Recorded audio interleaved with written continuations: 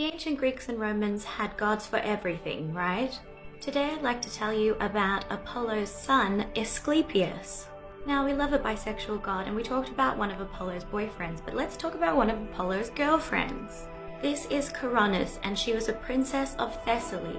She was a lover of Apollo, but she also cheated on him. But she didn't cheat on Apollo until she was already pregnant with a son. She had an affair with a mortal man called Ischus.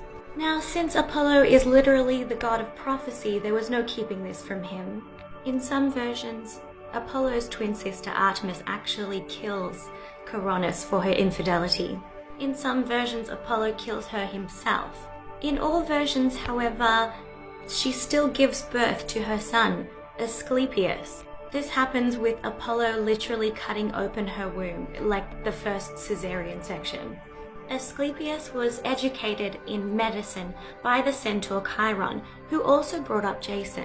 Now, you might have noticed this staff that he seems to be carrying around everywhere. A giant snake is always coiled around his staff. Either Asclepius one day showed some kindness to a snake, and in return the snake licked him in the ears and told him all of the secrets about healing. In another version, he kills a snake, and then another snake comes along to that dead snake and puts some herbs on its head, and then the snake is resurrected. However it happens, Asclepius becomes so proficient at healing people and even, in some cases, resurrecting them.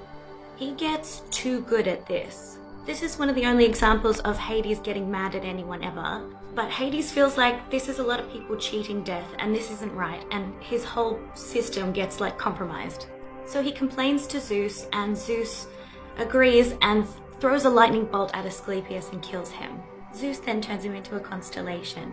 Now, if you thought that staff and snake coiled around it looked familiar, this is the rod of Asclepius, which is the now international symbol for medicine. Asclepius had 5 daughters and 3 sons with his wife Epione.